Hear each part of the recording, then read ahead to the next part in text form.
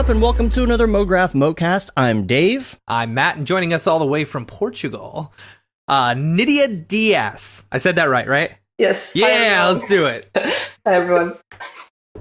And Mograph is a supplement to our site, mograph.com, which is a motion graphics tutorial site with tutorials, plugins, podcasts, and other Mograph stuff. And on the show, we talk about everything ranging from motion graphics to Cinema 4D, After Effects plugins, render engines, doing business, doing taxes, being a contractor, or working for the man.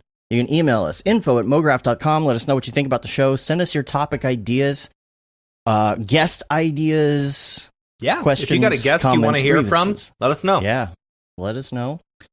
We've got quite a list lined up for the rest of the year. It's going to be a lot of fun, and just some week wrap up we're going to do real quick, and then get into it. It is going to be a short show today, so by that I mean, hour and a half, maybe something like that. That's short, right? We got a lot of holiday videos and things that we're working on here locally. Yes, tis the season. Tis the season to make that money.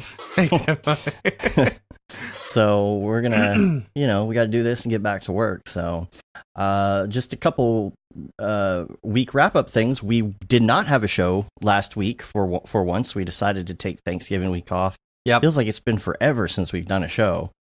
I disagree. It's weird. It was nice to have that extra day though, but we did not get a chance to talk about the fact that we did the Colorado meetup.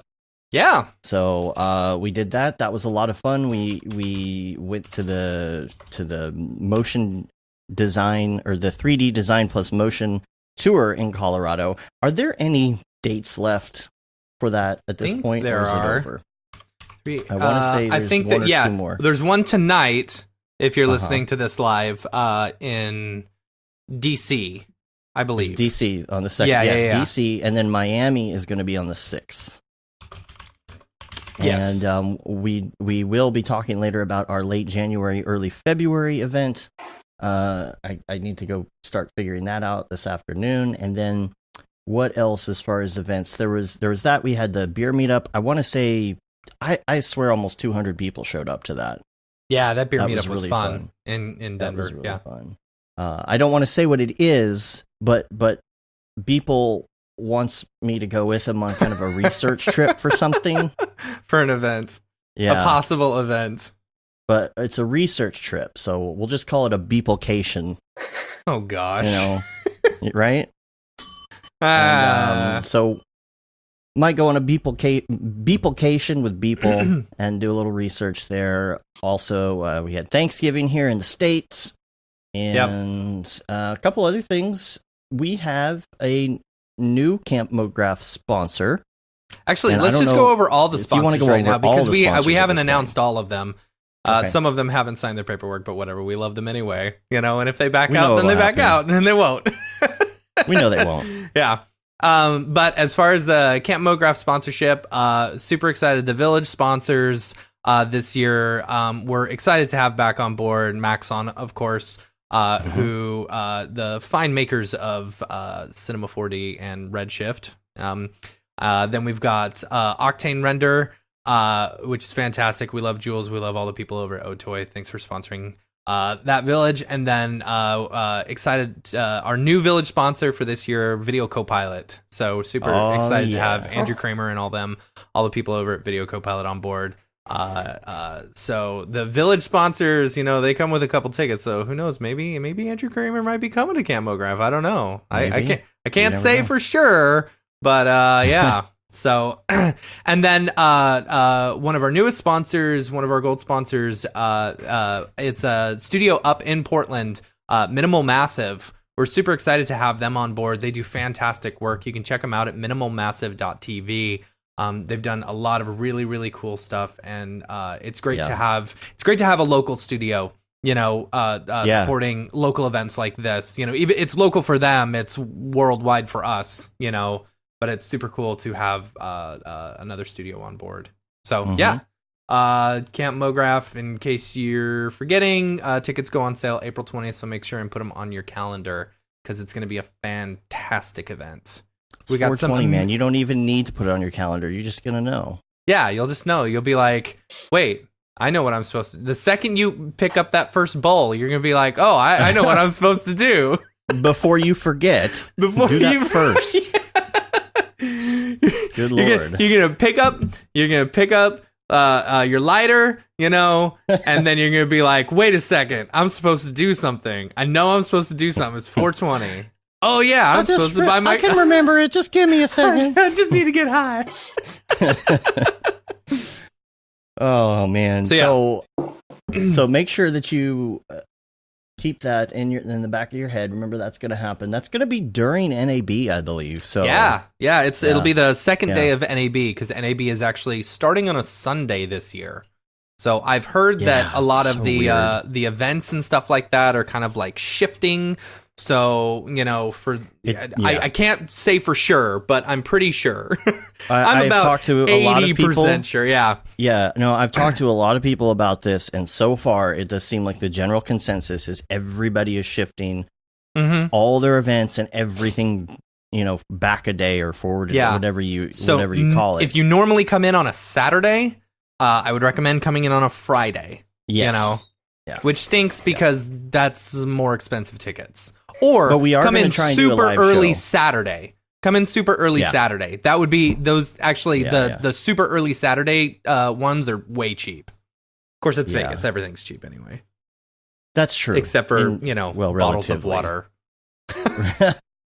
or parking or food. Yeah. Getting So- there is cheap, and staying there is cheap. Spend that money. Yeah. Everything else Nidia, is expensive. Nidia, have you been to NAB ever before in the States? No, never. Only been this year to IBC in Amsterdam, here in Europe. Yeah, I was watching your IBC talk a few weeks ago. Yeah. They need to have you out to NAB. I know. I'll talk to Matthias. I'll be like, come on, Matthias, let's do this. Yeah, it's a lot of fun. It's a lot of fun. I'm sure we're going to be partying it up as usual. Yep. And all right, just a couple other things for the week, real quick. I wanted to wrap up here before we get to the good stuff. The retro dither plugin. We talked about this a while back, and I could not remember who recommended it, and I finally figured out it was. Wait, who was it? Brandon Parvini who recommended it, and I had a problem with it that nobody else apparently had, and I just wanted to put this out there. I might have talked about it on the show last week, actually, or a couple 2 weeks ago. Yeah, I remember you talking about it. Like you kept on getting just like black screens and stuff, right? Yeah, just random. Sometimes it would work, sometimes it wouldn't, and so Brandon actually had a suggestion that I mess with some of my like CUDA settings and things like that for After Effects. And while that wasn't it, it actually kind of led me down the correct path, which was that you have to go into After Effects if you have more than one video card, or go into your NVIDIA control panel and select just one card. And I'm pretty sure it has to be the card that's powering the monitor that you're on, and make sure that that is set for OpenGL. For just that one card and not all your cards, which it's the whole thing is I got 2080s on the box, right? But I have a 1060 powering the monitors so that they're, they can go do their own thing or whatever. And I was like, well, now I'm not going to have any 1080 power on my After Effects. But the more I think about it, the more I'm like, I really don't care if I'm using a 1060 on After Effects. Yeah. And the cool part is I can render in Cinema 4D, and I can go over to After Effects and work on things without any conflict. Yeah, that's true. Because I don't render with my 1060 because it doesn't have enough VRAM. So, but that's what the problem was. So if anybody has that problem, check out your OpenGL settings. Also, the Grayscale Gorilla 40% off sales tomorrow. Yeah. Thought I'd throw that out there. Got a little ding in my inbox this morning. So make sure you check that out. I did get a ding as well as 800 other Cyber Monday emails. Dude. Oh my gosh. Who we got Mitch leading Myers up got to 80% Black off. Friday and stuff. It's like there's I literally probably have 300 emails a day. It's good to know. It's good to know which ones to unsubscribe. Yeah. Yeah. Well, I subscribe to everyone on my. I've got a throwaway email list, like, but I've been using it for probably 15 years now. Maybe no, 20 years now. It was my very first email address, and I use that to sign up for everything. And it's like, man, you gotta go through and like unsubscribe from everything. You're still getting emails for things that you're subscribed to that don't even exist anymore. Right. AOL online. Yeah, AOL subscriptions and and what was I? Oh, Mitch Myers. He has like 80% off. I know there's like a Kit Bash sale. I don't know if it's Black Friday or Cyber Monday or both, but there was Kit Bash. There was Pixel Lab one I saw this morning. It's dumb for them to just do Black Friday and Cyber Monday. Like, they just need to do a week-long sale, or the weekend sale, instead of differentiating it from each other. Because most of these companies I've seen, they're just like, oh, this is the holiday sale or whatever, It's like, why differentiate just give people between time. Cyber Monday and stuff? It's whatever. I don't really get anything done on Black Friday. I don't do shopping on Cyber Monday. Usually doing a show. Black Friday is the worst. I went to Target to try and buy something. You don't want to do that. Not on Black Friday. No, dude, you do the pickup. The pickup? You do the parking lot pickup at Target. Oh, I didn't know they bring it out to your car. All right. Yeah, it's awesome. It's awesome. I'm dumb. Yeah. So those TCL televisions, man, everybody wants those televisions this year. They're so cheap. I realized, so I installed a TV into my spare bedroom and came to the realization yesterday that TVs are so cheap, I now have a TV in every single bedroom in my house. Oh, yeah. Yeah. Awesome. It's so cheap over here. Like, so I got a 50-inch TCL, 4K, HDR, with built-in 4K Roku for $260. Yep. And my ex-wife got a TV too. She got a 75-inch 4K, same brand and everything, just the 75-inch for $700. Yep. And I know that's like still a lot of money, but like compared to what it was, I mean, that would have been like a $10,000 TV back in the day, right? Yep. At least a couple thousand. $700 is nothing. Yeah. Yeah. Yeah, that's crazy. But yeah, so tons of sales going on. Make sure you check those out. We're not really doing a sale. We don't sell stuff much. AE Scripts, if you use Cyber right now, that's 25% off. So I just used that on, I bought a plugin called, what was it? Long Shadow, which is pretty cool.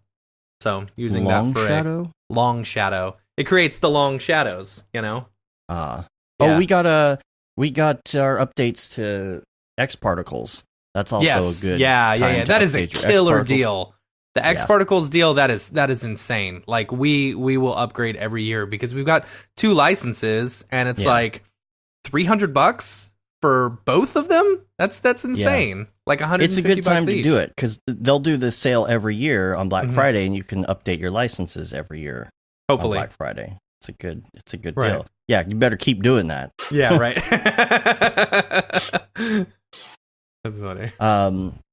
Yeah, that's the Black Friday stuff. Other things I got in here. Oh, just a congrats to Aaron Coverett, who is now at Man vs. Machine. Yeah, it was awesome. And are you gonna say another congrats? Well, I was gonna talk about Sakani. No, I was gonna say congrats to Sarah Wycliffe. She just had her baby. Oh, that's right. So congrats to her. Yeah, super excited. She posted on Facebook and she did her whole birth story or whatever. And by the end, I had like tear in my eye, because I'm so close to it. We're like 8 weeks away from having a kid, so exciting. Fernando, no, we didn't upgrade our Octane art. We still have like 100 and something days left on ours, I think. Oh man, I thought I had like 400 days or something on mine.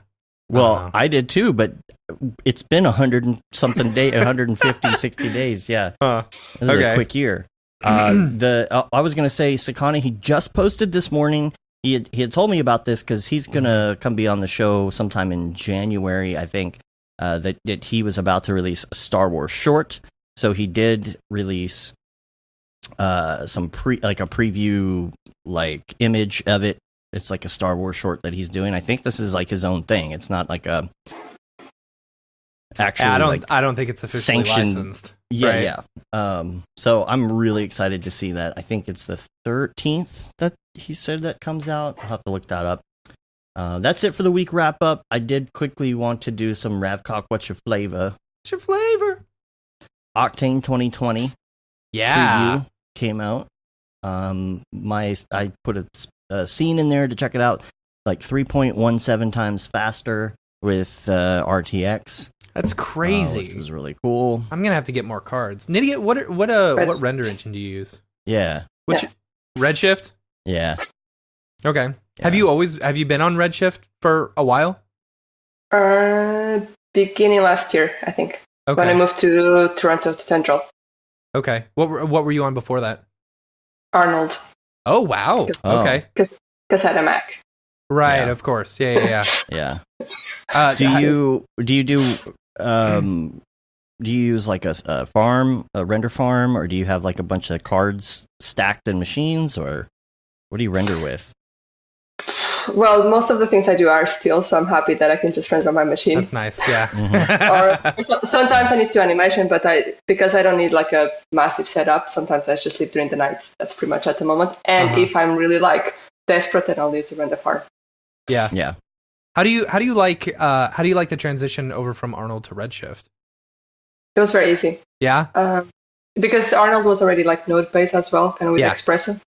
So it's just just different. Some things with different names, and then there are some things that Arnold had that Redshift didn't have. But it was very easy to like learn. I think I watched some tutorials, and then it was like, oh, okay, that's kind of similar to Arnold. So but I used Octane 1 or 2 times in a project or so. Mm-hmm. It's not hard. I don't think it's hard to go between them once you kind of. I don't think so either. Yeah, once you get the vernacular and everything, especially I think Arnold and Redshift are very similar in the way that they work. When they go full GPU or have the GPU option, are you going to bounce back or use both, or what's your plan there? So far, I think I'll stick with Redshift just because that's mainly the studios I worked with that they use. Gotcha. Oh, yeah. So Yeah. I think Arnold was a bit like, it took them a bit of time to get into the GPU game. I think like if you're using Maya because it comes with it, probably those studios that use Maya probably use Arnold. Makes sense with the GPU, but like most of the people I know just use Redshift or Octane nowadays. I don't know. I don't think they're just going to be like, oh, let's swap to Arnold. Yeah. Especially Redshift now being part of Maxon, I don't think it would make much sense. I've heard a few studios saying that once the GPU stuff for Arnold actually gets up and going, they would switch over, specifically because it's so easy just to, click a button, switch to CPU, and send it off to a farm, for really cheap. So I don't know. I really liked Arnold when I was using it. So for me, like, I remember last year when I was in Toronto, I was talking with another guy there, and Daniel Luna, and he was like, oh, I also like Arnold, and we're just having this kind of like talk at the bar how much we love Arnold, and everyone's like, same. You're like, well, we had Max, we had to use something, so yeah, that's funny. Well, Octane 2020, I'm excited to see what's coming. What I need to do is hit up Jules on Slack and find a time for him to come on and talk about some of the new features, because that's what we usually do when a new version comes out. I know that besides the speed, there was I think there was a Black Friday sale and a Cyber Monday thing going on. Yeah, I don't what know. else? Just assume everything's on sale all the time, right? There's There's RTX improvements, advanced display color management system. It's called ACES. We'll have to get all Chad's the info been talking a lot on all about of this. ACES. Yeah. What else? Maxon. The C4D GPU noises. So like for your textures, volumes, for OSL, Vectron, displacements, you can now use the Maxon noises, which they have such a great selection. I saw some test renders with those noises, like that. Plus, Sculptron Beta, Jason, thank you. Sculptron Beta, it's like this crazy sculpting software. It's like a separate piece of software. And Liam says it's about 25% cheaper to use Arnold on a farm. Oh, that's interesting. What else in this update? So it's funny because Otoy on our channel or whatever on the Slack, was talking about 2020 and how it had built-in, Cinema 4D noises and stuff. And then almost immediately, Dave McGavran from Maxon, the CEO of Maxon, tweets out something like a little teaser about Redshift and Cinema 4D noises, like coming this week or something like that. So I think that's pretty cool. Oh man. See, competition, man. That. Competition keeps people going. Yeah, seriously. Uh-huh.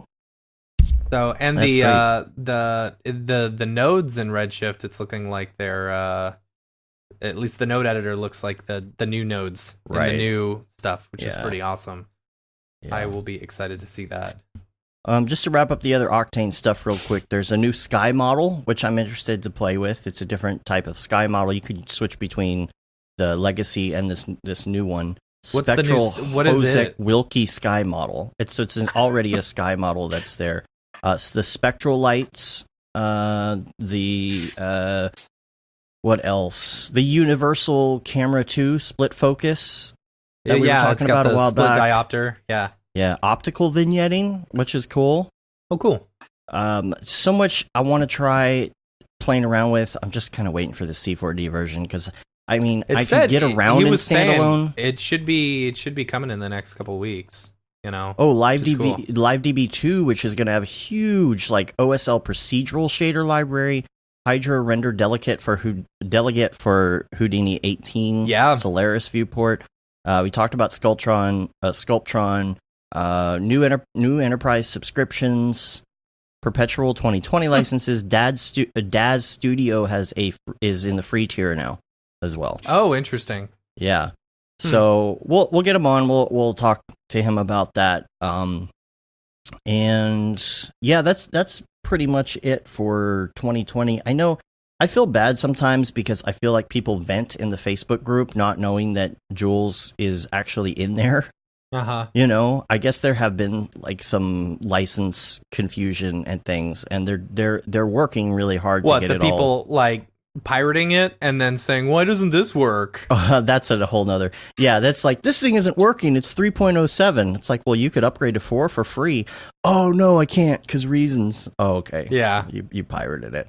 But no, there's been, I guess, some license confusion, something about PayPal and things. I'm sure they'll get it all straightened out. I just know that some people are confused. It can be confusing, between what kind of upgrade and what type of license and all of that. And so maybe we'll talk more about that, get him on the show. And then it's 25% off today on Cyber Monday. So, oh yeah.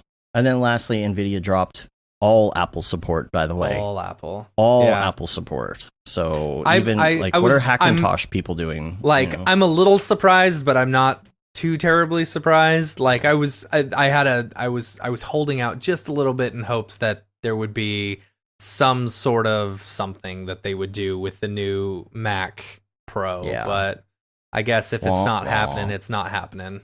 No. Oh well. Yeah. All right, Nidia, we want to talk about you now. Yeah. We haven't met in person before, and so it's a little bit different dynamic when we haven't met somebody in person because we don't really know as much of your background or even your personality or anything. Right now, all we know is that you travel a lot. You make awesome style frames and animations, you're married to a Swede. Yes. Yeah. Which is good to know. I mean, right? Yeah. I travel a lot and married to a Swede. Yeah, that's pretty much me. Yep. So tell us, let's start with your background and tell us a little bit about where you went to school, how you got into what you're into now. You've got a super killer style, and I'd love to know how you developed that. Yeah. Thanks. I mean, when I started out, when I was like in high school, I actually didn't know what design was or anything. So here in Portugal, you have to choose on the 9th grade. I don't know if it's the same as in the US, but you have to choose like a specific area that you concentrate. And one of them is arts, but I didn't know anything about art, so I thought it was just sculpting and like painting, and so I didn't want to. That's why I actually went to like the normal main generalist one that you can go to, like be a doctor, a nurse, an engineer, all this stuff. So I actually went 1 year to engineer first. Really? Yeah. And then I was like, that's not what I want. So I mean, I actually enjoyed it, but it was more like I realized the years that I was in my last years in high school, I discovered design and Photoshop. And then I was like, oh, this is much fun. So when I was an engineer, I was like, it's too much math. So I swapped. So that I spent 1 year in engineering, and then the year after I went to graphic design. So I studied graphic design here in Portugal for 3 years, like a full course. It was more like graphic design and multimedia. So you had a little bit of like web design and a bit of everything pretty much. We learned a bit of After Effects, but no 3D. And just, this is in high school? No, this was after high school. So okay. So I went 1 year to university for engineering, and then I changed courses, and then did a 3-year course in university for graphic design and multimedia. And while I was studying graphic design, I had this thought like, oh, wouldn't it be cool to animate? So I started learning After Effects, and I was using the Video Copilot tutorials to learn After Effects. So that's how I learned. Like we all do, yeah. So great for that. You fly from space. Yep. And then on my last year, I started more in 3D. Like I was like, I went from the 2D phase, and then I started seeing stuff in 3D, and I was like, I want to do that. But we didn't have any courses here in Portugal for motion graphics at the time. So I started searching all over the world, and then I saw the Vancouver Film School, and I was like, oh, I really want to go there. I talked to my parents, and they're like, you're insane. And I couldn't. I think at the time the student visa didn't allow me to work, so I couldn't afford to go there. Gotcha. So my parents said search somewhere in Europe. So I just actually Googled like motion school Europe, and then I saw a few of them in some forums. So I started researching, and I found one called Hyper Island in Stockholm or Karlskrona. Yep. So I applied, and then I got in. So it was like a 1-year course because I didn't want to do more 3 years as well in university. I was like, I'm done with studying. So I went to Hyper for a year for their motion design course in Stockholm. And part of that year, you had to do a 3-month internship. Cool. And it could be anywhere. It didn't have to be in Sweden. So I applied to a few studios, most of them in London, actually, because it was closer and I could understand the language. Right. Yeah. That was the thing. I got a studio called Mainframe that was very quick to reply. And they said, yes, come, you can come. So I went there for 3 months. And after that, as I was finishing, I think it was my last week of my internship, they offered me a job. So I stayed in London. So that's pretty much the quick version of how I got into the industry. So, Nidia, what's your website? Someone was asking. NidiaDias.com. Yeah, if you I was going to say. Not Nvidia. Nidia Dias. Right. Trying to do that mistake. Nvidia Dias is the new secret graphics card that they're working on for next year. Yeah. That's funny. So how did you develop your style? You know, what were kind of some of your influences, you know, towards kind of the style that you developed? I'm saying the exact same thing over and over again. Allow myself to develop your introduce style with that myself. style that you developed.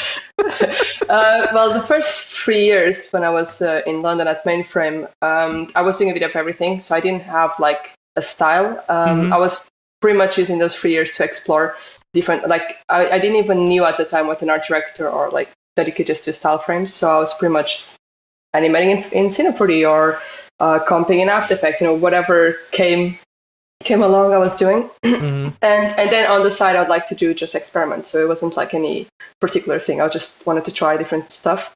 And then I don't really know, to be honest, when the style came, because I remember someone saying, oh, I love your style, and I was like, I have a style. I think it's harder to see it yourself, like that you have a style, but I always liked abstract stuff since I was a kid. Like whenever I used to draw, I always draw more like just random lines and whatever shapes. It was never like a realistic thing. And then I think was getting that abstract thing that I think it was mainly what I approached and what I went for. But to be honest, I don't know like when I got the style. I think I just did what I felt was nice for the project or worked for the brief. With obviously a bit of my of what I like in terms of colors and that abstract and textures. but there was never like, oh, this I really want to do this and becomes my style. I just explore stuff. It just there was a happened. time, yeah, there was a time when I was at Future Lux that people thought I was like I love particles. We started to do stuff with particles, and people were like, oh, you're the particle person. It's like, I know, I like doing it. It's not like my thing. It's just I just enjoy doing it. So yeah, I just like exploring pretty much. How much of this is, how much of your work is actually like just playing around versus, you know, like you have an idea, you know how to execute that idea, and so on, you know? Because I think when I was watching the IBC one, you know, you were talking about just playing around a lot.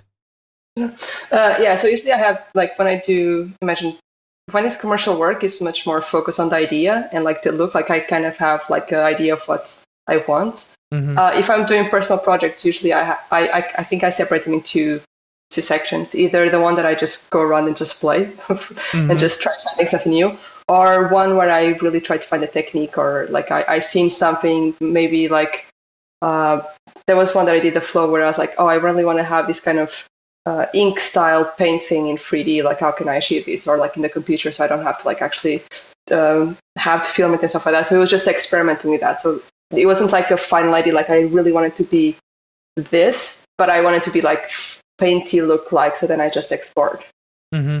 So that's kind of how I divide mine. So I do like to just, I think with anything in life, like even when I went to Sweden to study, was just like, oh, wouldn't that be cool to go there? So it's just like, just kind of goes along, you know. It's like I don't like to plan much in advance. I like to let things flow pretty much. So I think my work is kind of the same as well. Like if obviously it's a commercial work, I obviously do here's the idea, here's the mood board, here's what I'm thinking of, and then kind of do the style frames on that. But other than that, I just try to just play around and like see what I can find, pretty much. Yeah, it's amazing work. It is so good, and you have so much of it too. That's the thing, you know. And so, you know, these style frames and everything.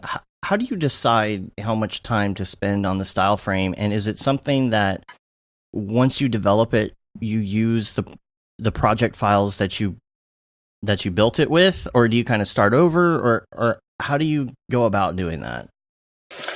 I think like perception on like the style frames has changed a bit in the last years or so, because in the past I would use a lot of combination between Cine 4D and Photoshop, because I really like Photoshop. So sometimes I'll just, instead of trying to, especially prior to GPU, instead of me trying to figure out like, oh, the light is going to be here, I'll just like paint some highlights, you know, like make it like really spot on in Photoshop, some details.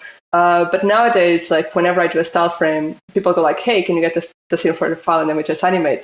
And sometimes they're not like proper, like especially when it's like X particle setups. I was like, hey, I don't have time to do like a proper X particle setup. Right. It's a mixture of different things. So I think it's like, if it's a very like the Microsoft project, when I was working at Tenda, where it's just a lot of like cubes and stuff like that, then we could reuse the scenes, because the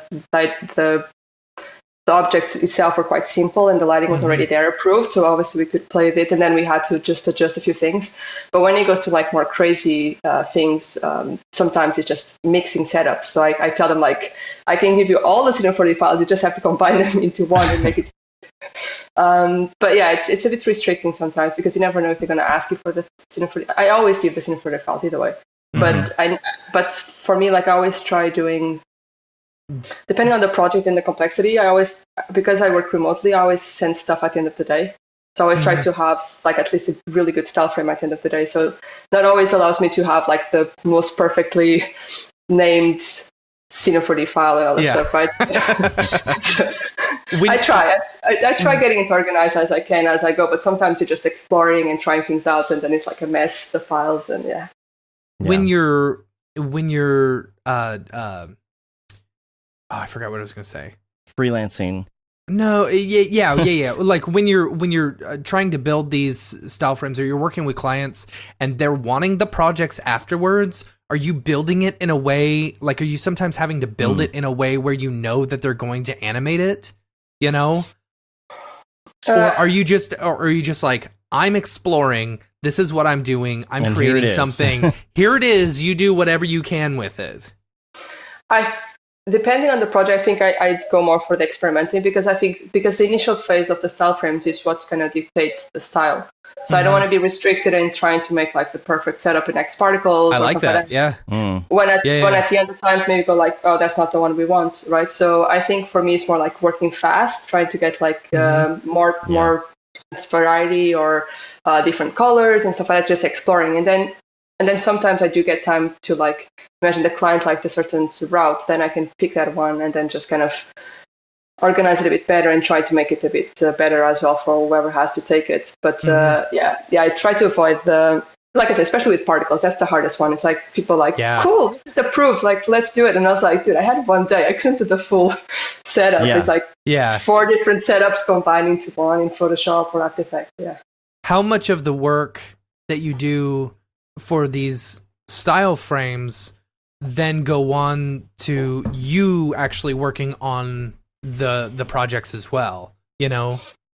Like, for example, you're building these style frames, you know, they approve them and they're like, all right, let's do it. And then you know that you've got to actually build it to make it look like that, you know? So that's the thing I avoid. Like, I try to get hired just to do like the stills parts. So I don't have to, because that's more where my strength is. Like I used to animate more when I was starting out, but like the past years, it's been much more style frames and art direction.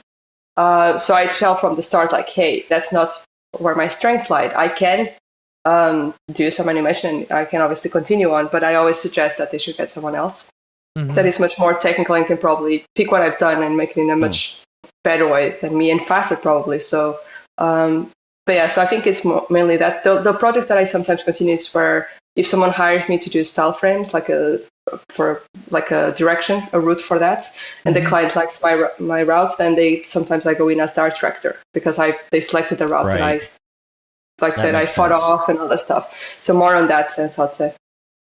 Yeah, that makes sense. Are these all studios for the most part, or do you have any like B2B work that you do?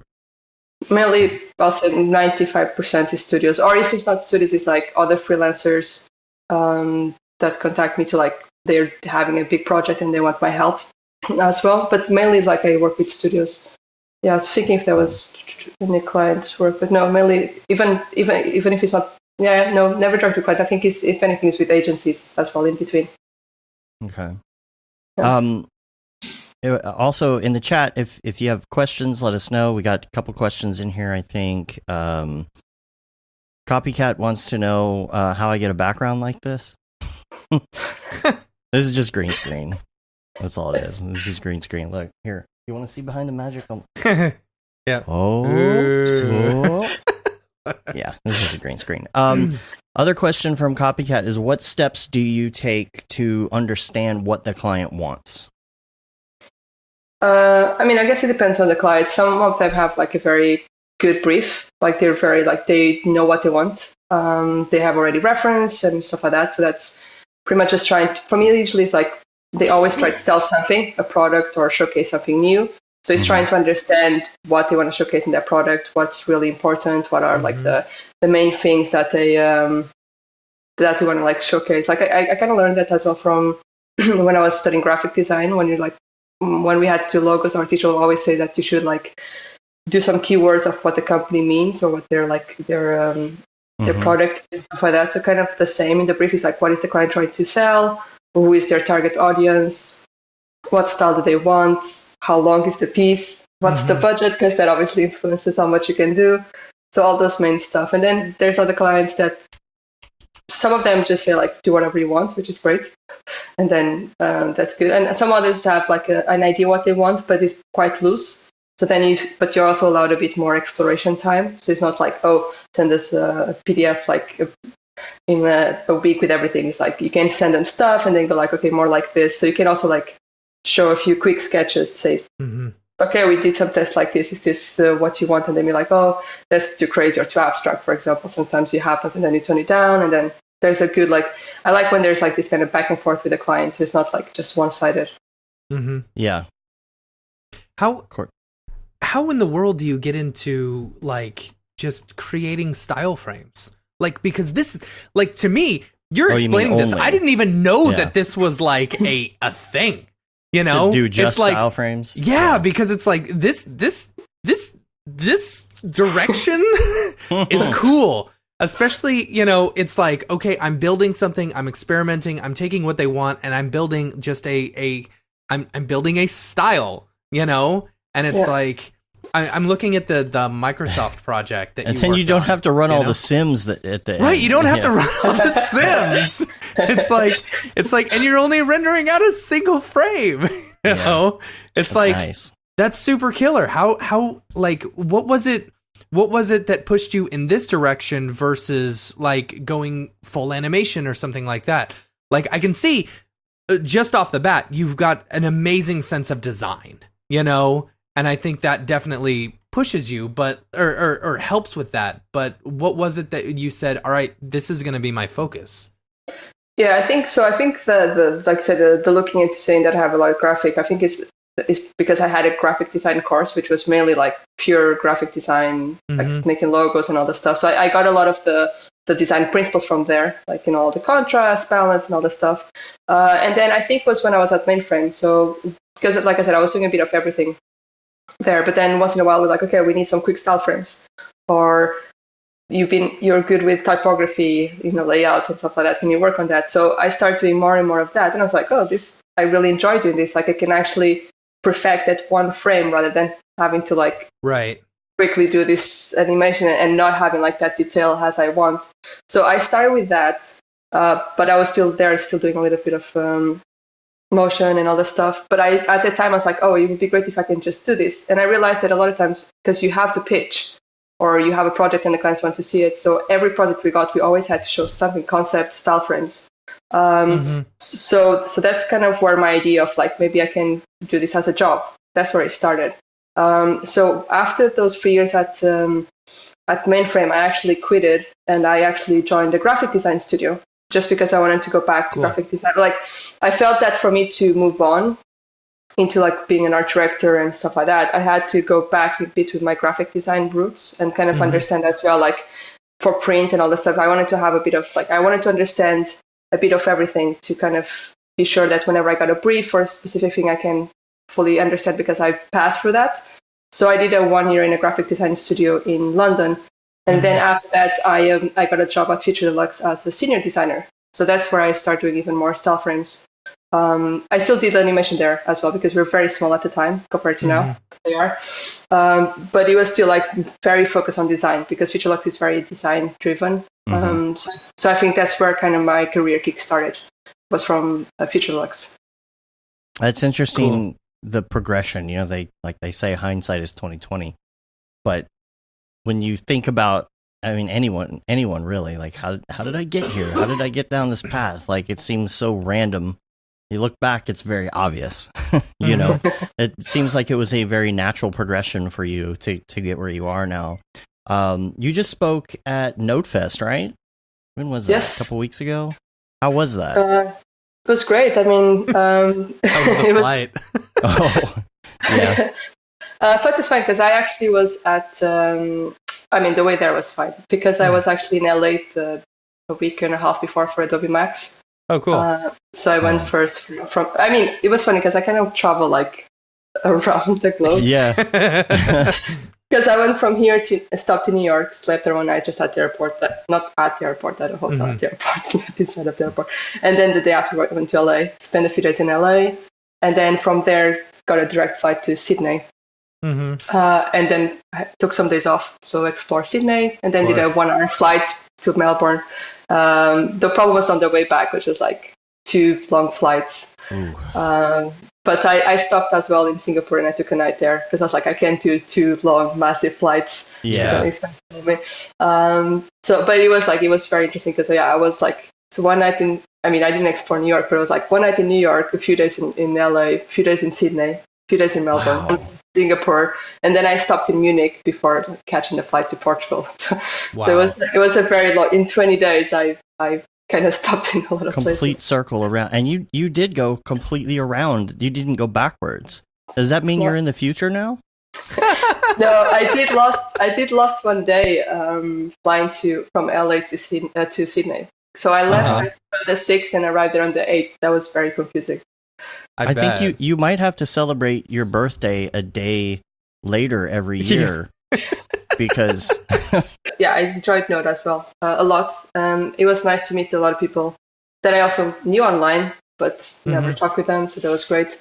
And it was such a great vibe. I mean, what I like most about any kind of festival is just meeting people, and and sometimes it's like everyone is so humble, which is so nice. Like you're just talking with someone, and they're like, "Oh no, your work is great," and it's like, "Dude, stop talking about it. Your work is amazing." So it's like everyone's like, "No, you shut up. No, you shut up." No, it's just great. It's just great to see the community all together, and I think that's what I like most, pretty much, about festivals. Is there a good motion graphics scene in Portugal? No, they're trying to do something more in Lisbon now. There's a few studios there now, and they're trying to there's a Slack channel now, trying to kind of get everyone involved. And I think they're doing some meetups there once in a while, but it's still very, very new. I hope it gets bigger. Yeah. Trust. But yeah, still very, very small. So I'm assuming you met the captain in Australia, right? Of course. Yeah. Oh man, what a character. What a character. That guy, man. Never have him on the show, got to get out the bleep button. I met him because he was the host. But no, everyone is super nice. And everyone is like, "Oh, thank you so much for coming all this way." And I was like, "What do you mean? I had holidays here." It's great. Yeah. I took some days off. What was your talk over? I talked about collaboration. Okay. And also, I actually had my husband do the talk with me because I showed 3 projects, and 2 of them were basically me and him that work on it. Because he's more like a technical person, like a technical guy, like a technical director. So whenever I get projects that people do want me to animate, and it's more like do a 10 or 15-second thing or 30-second, and you design it for this project or for Instagram, I usually say, "Hey, I'll do it with someone else," which usually ends up with my husband. That's nice. So I thought, I see. So you make him do all the sims. Yeah, of course. Exactly. That's what I said. Here, make it look like this. That's what I said at Node. I said I make it look pretty, and then he does all the artwork, and I just take the credit for it. It's pretty much funny. Yeah, that's a good deal. Yeah. So I had him in the, because he was talking with me there either way. So I was like, "What's the point of you sitting there watching me talk about projects that we both worked on?" So I talked with the captain, James, and I told him the idea, and he said it was cool. So we both talked. That's awesome. That's super cool. I like on your reel you write, "Whatever you do, don't blink." Yeah, there's a lot of stuff. It's a lot of stills, right? It was kind of hard to that's the song from the latest reel is actually my husband that made it, because he was like, I couldn't find any song that was like to have so many stills that wasn't like crazy, I don't know, electro stuff, crazy sounds. So I just asked him, "Hey," because he's not like a professional musician, but he just likes dabbling with playing with creating some songs and sounds. So like, "Hey, do you want to have a go with my?" Pretty much, I always ask him that every time there's a part. Like, "Hey, how's it going?" And he's like, "What do you want?" What about some music for my show reel? But it's a lot of stills. I was very deep, like that, because I didn't have a reel for a while. Only when I went freelance, I was like, "Okay, I need to do a reel," but it's so much still, so I need to make people don't feel bored into like a PowerPoint presentation. It needs to feel like dynamic. So right. So that was I still had some moving parts, just to not be always stills, but it's really hard to make it interesting for people to watch it. What programs do you use? Okay, I mean, we know Photoshop, After Effects, Cinema 4D, Redshift. What are there any other programs you're using? Have you gotten into Houdini? Have you gotten into any other? I mean, I guess some of it for style frames you wouldn't really have to get too far into, but are there any obscure programs you're using to create style frames? Or? No, I actually I tried to learn Houdini, but I started it when I had a bit of downtime time between projects. But then projects came in, and I forgot everything I learned. And then it sounds like me and a lot of other people. And I do really want to go into try Houdini again. I don't particularly feel like I need it in the sense that I don't not doing the simulations per se, but I do like the idea of and the concept of the software. And I think because I had that background in engineering, I do like everything that is like procedural and the idea of like. Yeah, I was gonna say. With a background like that, I would think that you would gravitate towards something like that. Yeah, I find it very interesting. I mean, there was a point in time, I think it was like last year, that I thought even of learning Python. Yeah, I just like I find a lot of things so interesting that it's hard for me to actually stop and learn something because I was like, oh, there's this like marvelous designer. I go like, ooh, substance, ooh, what's Houdini? Yeah. So I'm very like I get distracted very often because I was like, oh, that's so cool, and then I feel like that's the life of a motion designer though. Yeah. Yeah, but it's true. Like I feel like it's for me like I want to learn Houdini, but I also want to like to learn substance designer, create my own textures and have my own library and stuff like that. I had some curiosity in Marvelous Designer, but I never really went full on it because every time I had to do something with like more cloth or stuff like that, I just asked my husband for help. Yeah. There was never like that kind of like big need, but I still want to learn it. He's a Maya guy, right? Yeah. Yeah. Yeah. That's okay. We won't hold it against him. So I've been trying like every time there's something new I'm like, oh, that's interesting, and then it's like, oh, there's Unity, and then there's Unreal, and I don't know, my mind keeps on like gravitating everywhere, and then I end up not doing anything because I just I don't know, it's that's like funny. Redshift, like when I learned Redshift was because when I joined Tendril last year, they were using Redshift, so it's like we use Redshift. I was like, cool, I'll learn Redshift. So it was like there was easy, like, okay, they're using Redshift, I need to use Redshift. But whenever it comes to me deciding what I have to learn, takes more time to decide than actually probably if I just select one and go for it. But yeah. I was looking at the semi-permanent titles. Yeah. That's like ultra wide. Is that like 21 by 9 or super ultra mega wide? Yeah, I think ultra mega wide. I think we started first with kind of just a full HD kind of 16 by 9, but then the director George was like experimenting, and she's like, okay, let's do more like a cinematic. Yeah. So we changed it. And it starts like extra thin, I think, and then it like kind of blows up a little or something like that. Yeah, it does kind of like the little like kind of opening kind of thing at the beginning. It reminds me, there's a Family Guy joke where they're talking about like, I forget what movie it was, but super ultra mega, and it was like 2 pixels long or something. It was like 2 pixels tall, and it was just all the way across the screen. But the paint technique, I really liked that paint in there. Yeah. What was that? That was actually footage. That was Davey Evans. Oh. He did the whole initial part of the ink. So we all had different sections. Okay. And then we pretty much, there was an animatic already, so we kind of I knew what was coming beforehand, kind of in terms of like how my camera had to be so it would transition correctly. But the first time was Davey, like he just filmed that all in camera. I think there was some. That's why it looks so good. It was real. I think there was some sweet sims. I think there was some like comping on it and stuff like that, and some adjustments. But I think the bulk of it was all films. Yeah, it's insane. It's really good. Yeah. Oh wow.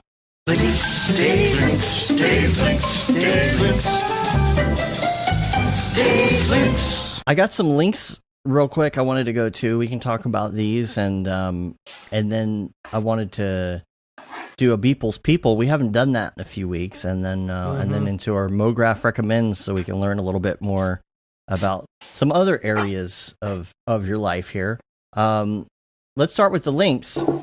The Mograph Mentor is coming out with a 3D style framing and art direction course, and I just saw David Ariev posted this. It's a course that was done with Yeti Pictures, and if you see some of their stuff, you probably recognize it, because it's one of those things where you will remember something you see on Instagram or somewhere. You don't remember who did it, but remember that thing with the thing and the dancing toaster or whatever.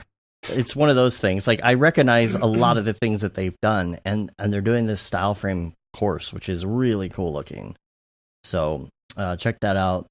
Also, this one's been going around. It's called "This Is Not Blue: A Lesson in Color Theory." So I'll put a link to that show notes. That was pretty good. That was pretty good. Yeah. And then there's a URender Forester Showcase, which shows off Forester with URender. Matt, did I played you buy around with URender? Yeah, I didn't buy it. No, you got like the a trial thing is, or something. yeah, the thing is, like, I wanted to give it a try because some of the projects that we work on, it's like this doesn't need to be full Redshift, Octane, super photorealistic. It could be real time or something like that. But then once I tried it out, man, I couldn't get rid of the aliasing. Like there was so much aliasing that it's like just There's doing not a options simple. for that? There is, but then it blurs everything, and it's like I don't want that. And then so I'm like, okay, well I'll use the Casey Hupke method. I'll render it really, really big, and then make it smaller, right? But it's like as soon as you jack up the size, it's like, okay, now it's going to take 10 seconds a frame to render, and it's like, well, this isn't real time. Then you're back to square one. Yeah, it's like, all right, might as well just use Redshift or Octane for it. Yeah. Other links I got here. Trump's handwriting is now a font. You can get this font. It's called Tiny Hand. Right. You can get that online. I'll put a link to that. Also, there's this video that's Tokyo Megaplex was working on. It's a band called, or a group called Tonight, TNGHT, and the name of the video is Give Me Something, I think. Give me SUMMN something. Official video. It's wacky, weird, just what you think Tokyo Megaplex would be working on. So check that out. Can I just rant for a second? Sure. I have gotten like 7 emails in the past like hour from the Dallas Producers Association.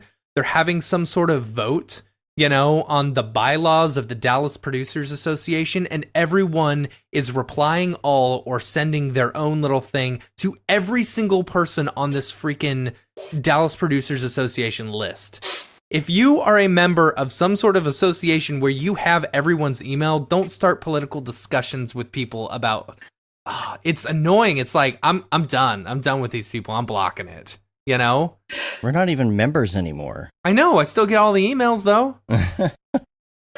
Anyway, also Quad Remesher. This is a remesher for Cinema 4D.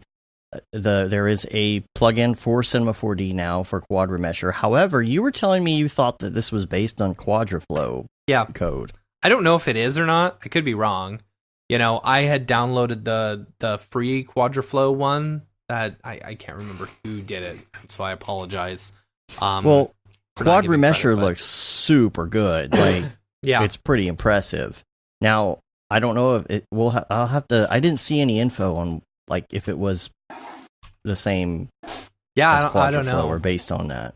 But Ryan Gordon on Twitter, he actually wrote a free version of the Cinema 4D plugin for Quadraflow with the Quadraflow code. And I tried that one out. It was pretty good. It was really good, and especially for a free program. It did take a little bit though. Let's go to Beeple's People. Beeple's People, where do you get that Grable? Beeple's People, what's up with that guy? Let's do it. Yay. All right, get out your Beeple viewer of choice. I'm using Twitter. We're going to go to November. We're behind. We've got a lot of a lot of Beeple stuff to catch up on here. I'm going to go to November 12th, year of our Lord 2019. Now, this was November 12th. If you're a Disney Plus fan, you know that's the day Disney Plus launched. Mm-hmm. So, the name of this one is called Disney Plus. All right. So, get out your Beeple viewer of choice. I'm stalling because I don't have them pulled up like I usually do. Here we go. I'm going to have to do a lot of scrolling, too, because we've been behind on all of this. Number 12. 12. Where are you? What are all these? 12, loop 12? 12, loop 12. Oh, here we go. Disney Plus. And here it is. Wow. Oh, amazing. Jeez. Yes. So it's like Mickey Mouse eating a baby and like you do. Just the way you describe that for people who aren't actually watching this, and it's like, well, it's Mickey Mouse eating a baby. Like, all right. And at first you're like, what? And then you're like, oh, people. Of course it is. This, and then like there's two Halo character looking guys at the bottom with laser guns and Netflix they logos. have Netflix logos on them. Where's the Hot Pockets logo? They're scared. Where is the Hot Pockets logo? Dude, him and Hot Pockets, it's hilarious. I don't understand what's up with the Hot Pockets. He's got to be getting paid by Hot Pockets to create some viral marketing for them. I think he just likes Hot Pockets. Maybe. But Mickey Mouse's head almost looks like a blow-up doll. I wonder how he did that. Yeah, I don't know. It's funny. So weird. I don't really know what to say about that. But also the next one is November 13th. That baby model is actually a really good model. Yeah, I know. It's funny. The 13th, if I could find it. Why am I missing this one here? Buzz Lightnuke. Okay. Oh, weird. The date changed. I swear the date changed. November 15th now. Mm-hmm. Weird. Okay. Buzz Lightnuke. He, awesome. Uses regular Buzz Lightyear head, but it looks like the head like fell on the city or something and blew it up, and the guy's like upset. And it looks like, he's got like smoke behind him, like the head just fell and nuked the city. Maybe. I don't know. But the guy's all bloody and he's like, why? Like. Did you see there was another Buzz Lightyear one? He's in I don't know if he's still there, but he was in Moscow, for a big meetup, and he did one live. And so of course they had to put Buzz Lightyears everywhere. I think if you go up to one of the newest ones. When was that? It was like yesterday. He's got a lot I haven't seen recently. Yeah, he's been doing all the Baby Yoda Download ones. this free effing dope textured rigged model of Baby Yoda. Nice. Okay, where is it? Up at the top. There's all the Turkey newest ones. Moscow. Oh, there you go. Is this it? No, up one. And they're all fighting the mushroom. Oh. Yeah.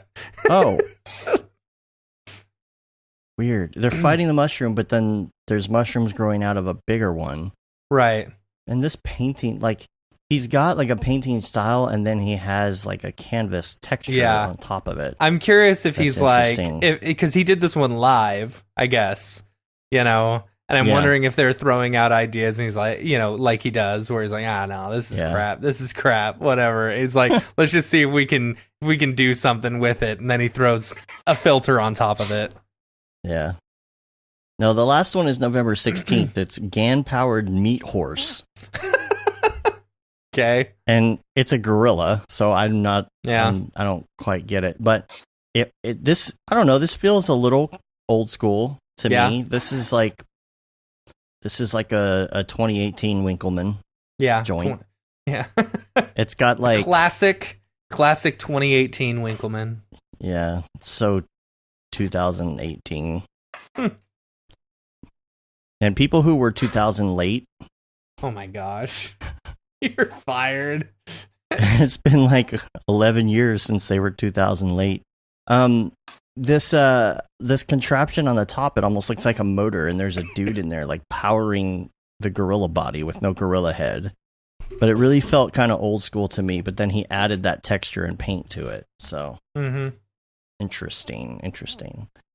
I don't have much to say about these. It's just fun to look at. Yeah. So all right, let's do a segment. This is called Mograph Recommends, where we're going to ask you some of your favorites. And for a lot of people, we get these answers and we're like, that explains so much. But let's start out with your favorite Memento. movie. Memento. Okay. That's a good one. Okay. Yeah. That's a good one. No, not even a second thought. Just instantly. I think it's because it's always been my favorite movie. But I think it's because nowadays there's so much movies coming out that whenever someone asks me what's your favorite movie, I default back to like what I always say in the past. It just kept. I don't know. It's nowadays like, I don't know, I've watched so many movies and a lot of them are so great. So I just go like, Memento, that's a good one. Yeah. Do you have any recent ones that you like? Like recent favorites? Because sometimes it's hard for me. I know I'm sometimes like there's an overall favorite and then like a good recent movie. Mm-hmm. I don't know. I don't have any like First Man or something. Like one that came out. Like I haven't seen that one yet. And people say that was really good. I don't know. Like I'm very bad with like remembering what I've seen as well. I was like, did I see that one? But I've watched past weekend, the Knives Out, the one that is the mystery one, like kind of like Agatha Christie crime thing. It's the one with the guy from James Bond, the actor, the main one. What's his? Yeah, he's there, and then there's all the actors are like super famous. It's like a very good cast. There's a guy from Captain America as well in there. It's more like I think that one I like because I always liked kind of like mystery books when I was younger, and like who killed who and how and why. So that's kind of the same way. This one was inspired by Agatha Christie books. That was a nice one. Cool. I like mystery. I've read Harry Potter. I've read Harry Potter as well. There's Matt, you haven't seen the latest Rick and Morty, have you? I haven't, no. This is not a spoiler, but there's a line in it about there's a line in it. He was like talking about different kinds of movies or something, and he was like, or it's like, one of those 2 David Lynch movies that I saw just so that my friends would stop bugging me about it. Oh, okay. So this was last week's episode. Yeah, I saw that. Right. There wasn't one last night. Oh, there wasn't? So, all right. No. Then yes, I did. Yeah, that was a good line. Yeah. All right, let's what's your favorite music or music you maybe like to listen to when you're working or something? Yeah, I was going to say depends on the mood. I like to listen to like indie stuff, but depends on the project. Sometimes I like more rocky stuff, depending if I need some energy. Sometimes I'll go for like chilled music, just kind of be in the back, just listening. I don't know. Sometimes when I'm like a lo-fi chill hop. I like as well like stuff like Part of Stellar for like when I'm listening to like when I'm working. It has good beats to it. Yeah, it depends. I think it's harder nowadays with Spotify because like there's some you just like before you'd buy the CDs, right?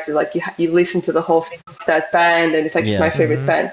Now I have like every time I like a song from someone like on my Discovery Weekly, I just add to a playlist. So my playlist is all like different names.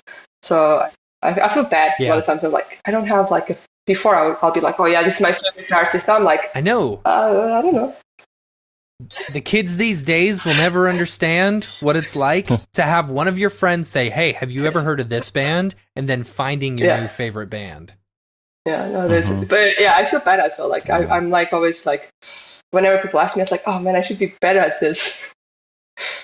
I should like focus on some bands. Like, okay, I like their songs. Let me explore more of their album. But and what about favorite TV show? Good question as well. So I liked one that it was cancelled, but it was called Pushing Daisies. I love Pushing Daisies. Yeah, it's so quirky. Like I like the kind of quirkiness of it, like the whole environment and the whole thing. Like that's great. And and I was so sad it was cancelled. And then similar to that, I also really liked the series of Unfortunate Events, the TV series. Because it's also like the design art direction of the whole environment, it's very like it had that kind of look for me, at least, of Pushing Daisies, like kind of like it's not just all the design set is great and all of that. So I think it's like quirky, weird. I don't know. But other than that, I mean, I watched like I've seen Westworld and I liked and Mr. Robot, but I think these ones that I said are more like kind of like quirky and all that stuff. I also got like a Good Place. The Good Place is also good. I also like The Good Place. Love that one. It is really good. I was so sad that he stopped now until next year. Yeah. And when does Westworld come back out? It feels like it's been May eternity. or March next year. Is it? I don't know. I'm just saying a random date here. It has been so long, like I don't even remember what happened last season. At this I haven't point. stopped watching Mr. Robot yet because I need to remember as well what happened in the last seasons. But yeah, I think it's May. I think it's beginning-ish of like the year. I think they got. Did Mr. Robot come back out? Season 2020. Oh, I guess I didn't realize. Yeah, season 4. 4? Yeah, it's out. Oh, I completely missed that. I need to go this, watch that. Is this sure. Mr. Robot's last season, or is it? See, I I got halfway be. through season 2 of Mr. Robot, and I was just like, I feel like I'm being tortured here. I know what you mean, but I told you need to push through it. I know. I just couldn't. I had other investments. I feel some of them are like depends on your mood. It's like you need to be like Mr. Robot is quite like heavy a lot of times, so you have to be like determined to watch it. It's not Ricky and Morty that you can watch anytime. Right. No. And you have to be ready to watch those weird shots, and you have to be in the mood to watch those weird shots, like somebody's forehead in the left corner of the screen is the whole shot. You know, it's like so. It's like breaking all the laws of film just to be edgy. I don't know. All right, what else do we have here? Do you listen to podcasts? Yes, I wish I listened more. I'm still trying to find a good time to listen to them, because if I'm working, I always kind of like if I focus on work and then I miss completely everything that was said on the podcast and I have to repeat it. But yes, I do listen to podcasts, especially when I travel. So, what do you listen to in particular? I actually like, besides all the motion ones and design stuff, I actually tend to go for ones that are less to do with motion graphics. So there's one called Freakonomics. I don't know if you know. Yeah. That one. Yeah. And then also 99% Invisible. Which is... I've listened to a couple episodes of that. It's a bit similar to Freakonomics, I guess, where they have like a major theme for that episode and then they just talk about it. But it's super interesting. I like those ones because it's kind of makes you think about what's happening in the world and other subjects that you may not. Because when I go to the computer, I just think about motion graphics, right? So it's good to sometimes see other things or listen to other things. Mm-hmm. And what about headphones? But I don't do that. I'm not much into the noise. I mean, I would buy noise cancellation, but when I was getting headphones, I just wanted some that were simple and clean. And I found these ones are called Urban Ears. It's a Swedish brand. So it's just like gray. It's like there's no brand on the outside. It's just a little tag that it says Urban Ears. It's very simple. All for the style. No noise cancellation, just the style. That's very Swedish. Yeah, it is, right? It's very like simple. Yeah. And the brand is just a little thing on the side. Mm-hmm. Now, what about apps? If you pick up your phone and you have a go-to app, a muscle memory app, your finger just automatically clicks on something. Instagram, what is that? probably. Yeah, I think it'll probably be the first one I'll click on my phone. That's good. Do you have who are some of the people that you who are some of your favorite Instagram people that you follow? Good question. That should be added. That should be added. Yeah, there's a lot of people. It's hard to say, like, because I like, for example, I like variety as well. Like I like following people that maybe are like really good at cinematography or photography, just to kind of keep interested in not always seeing like the 3D classic stuff.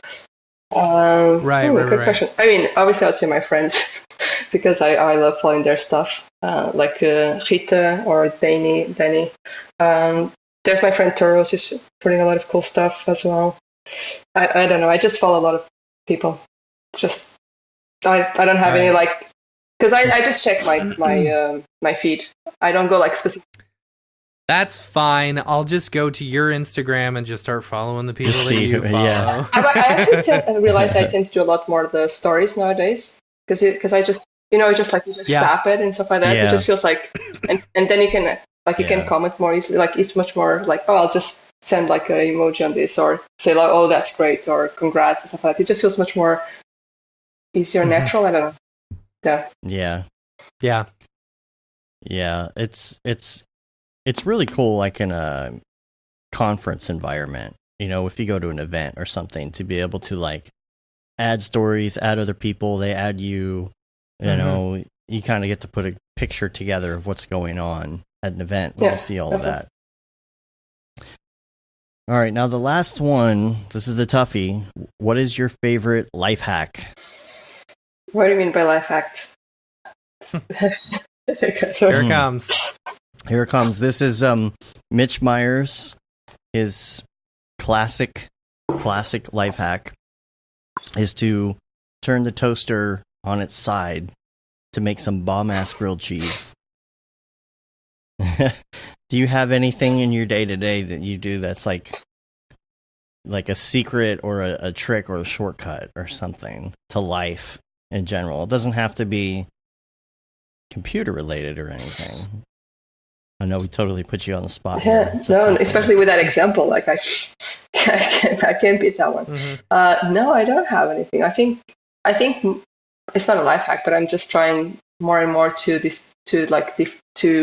finish work at a time and close everything. Like, I feel that it's much better than continuing. Like, I still struggle, but I'm really trying hard to like get hobbies that are outside learning software. Like trying That's to really good, right? turn off the computer and just find something else to do. So that's pretty much my life hack. It's not a hack, but it's just kind of. it's the first thing I think about. I mean, inspiration doesn't necessarily always come when you're right in front of the computer. Yeah. You know? That's true. So, yeah, that's not bad. It's a good one. Cool.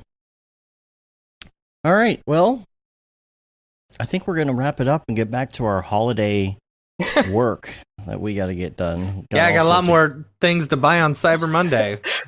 Yeah. Got a lot of clients that we got to make calls to here this afternoon. So we really appreciate you being on and figuring out the time difference and all of that fun stuff. Thanks for inviting me. It was a pleasure. Yeah. And hopefully we'll see you at one of these events next year, like NAB or SIGGRAPH. Yeah, you need to make it out to NAB.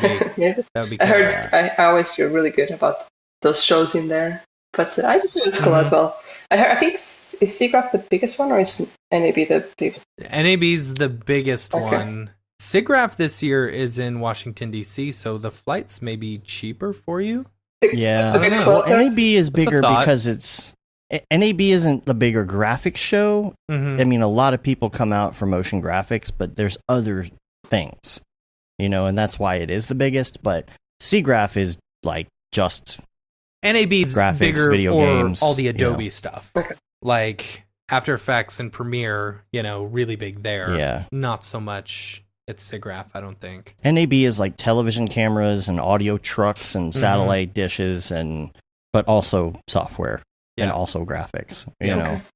Kind of like IBC. It does. Kind of like IBC, I guess.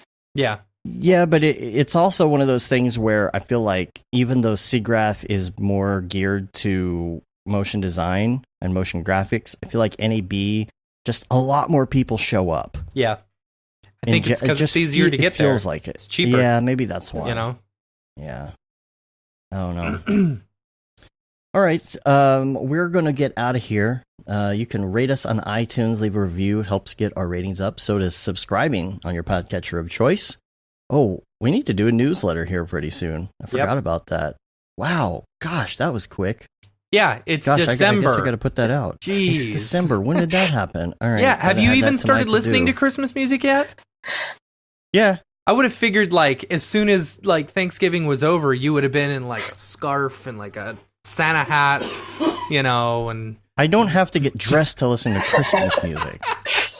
Yeah, but I know you like getting in the spirit of things, burning your blue cobbler or blueberry cobbler. No, man, that's for regular. That's not for the holidays. Sorry, that's just for fall, right? Right. No, I listen to Charlie Brown Christmas soundtrack every morning during the holidays. Yeah. And then I go into the deep cuts after that, you know. But I think I spent all day yesterday listening to just about every big band Christmas song you could imagine. Yep.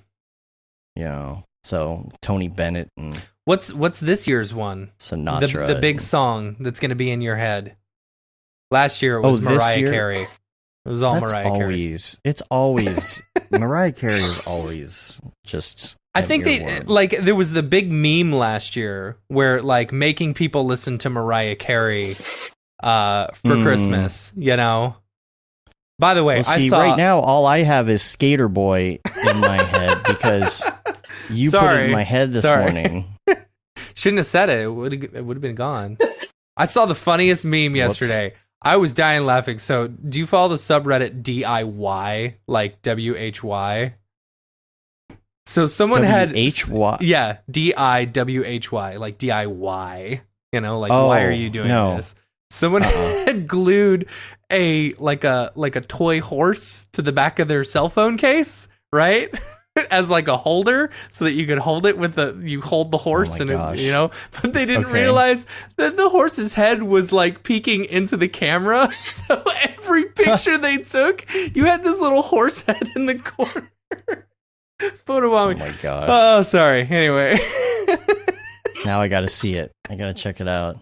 We'll have to do our favorite subreddits at some point. Oh, that's a good one. Yeah. There are some really good ones. Nidia, are you on Reddit? Do you have a favorite subreddit? No. I avoided it. Otherwise, it's like a loop. You never get out of it. Just always. Yes, it is. Yeah. I mean, once you subscribe to dank Christian memes, it's all over. That's funny. Updo those spooky skeletons. Nah, the time has passed. Come on. Oh, I didn't see a lot of updoing spooky skeletons. I didn't see them either. Year. No, it's a shame. No, that was October. Right. Yeah. And then I don't know. I feel like there's something every month. Well, we know what November was. That's not to be mentioned. But oh, jeez. But yeah, there's like the hydro homies thing for people who just like to drink water. Yeah. There's so many weird. It's so weird. Reddit's so weird. Yeah. It's a great time waster though. So. Dave, I just sent it to you so you can look. What's that? Oh, the horse? Yeah. Oh, nice. Come on. Wow, that's really funny. Why would you do that? Why would you glue a horse to your I don't phone? know, Nidia. I sent it to you in the Skype chat. Wow. Oh, you sent me the... Okay. Yeah. Cool. All right. Well, anyway. Nidia, people want to find you online. Where can they find you? My website, nidiadias.com. You'll have all the links there, but yeah, you can find me on Instagram with the handle Nidia Dias. Twitter is the same handle, I think. And so that's the letter. That's I am. Yeah, and then Nidia. Not I am, but just the letters I am. Yes, because someone has already Nidia Dias. Really? Yeah, I know, right? And then Behance as well, but that one I don't remember the link. It's not Nidia Dias. I think it's something else. I think it's Nidia dash Dias. I don't know. I think if you search your name, I mean, you're like the first. I think if you Google, that's the good thing about having a strange first name. Not strange. I like the name, but I mean it's not common name. Not common first name. Right. It helps. Now, Kevin if you Rupp type in he just... Nvidia Dias, no. Yeah. Oh yeah, the first thing is actually your website too. There you go. That's funny. Kevin Rupp said he just discovered the subreddit Playing with Fire. That's got to be interesting. I'm gonna go check that out after the show. That's funny. Something else to keep me distracted. Nidia, thanks for being on the show. We appreciate it. Oh yeah, I forgot the rest of it. You can say you've been there, done that, got the t-shirt with the Mograph logo tee. Paul Babb, Feel the Bab 2020 shirt. All the profits from that go to Doctors Without Borders. The Render Things t-shirt, hoodie, and long sleeve tee. Now that it's wintertime, make sure you get that. And of course, the That Render is Fire shirt, which you can only wear ironically. And we're on Facebook, Twitter, Instagram, Periscope, YouTube, Mograph.com. Make sure that you subscribe to all the things and you switch over, because after the new year, the old sites and the old branding will all be completely gone. We won't be doing any simulcast streams anymore. Nope. This channel only. So get your subscribe on. Make sure you mash that like and subscribe button. Derp. Fired. All right. Well, again, we appreciate you being on. We're going to get out of here and go back to some holiday music. Until next time, I'm Dave. I'm Matt. No, Nidia, thank you so much. Have a good one. Later, yo.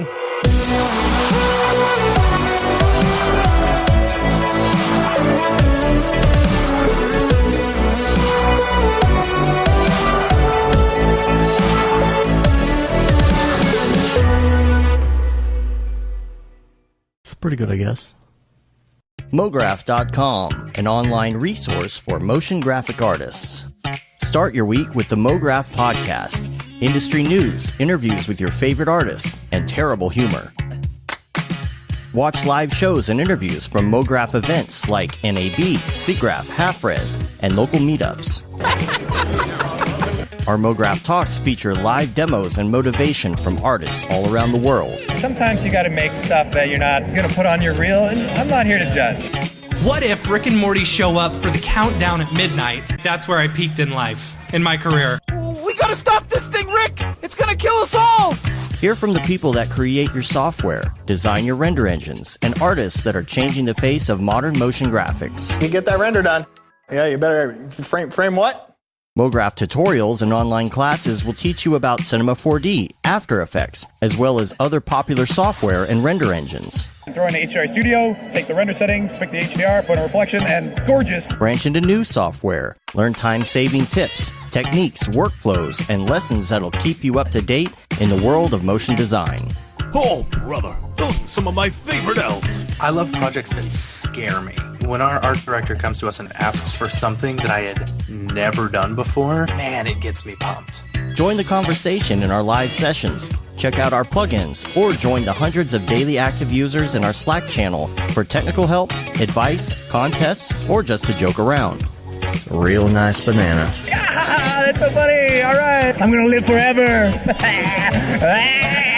Subscribe today and get the latest updates on our YouTube and other social media channels. Take all your dreams and just do it! We don't care how you get here, folks. Just get here. Subscribe to Mograph.com.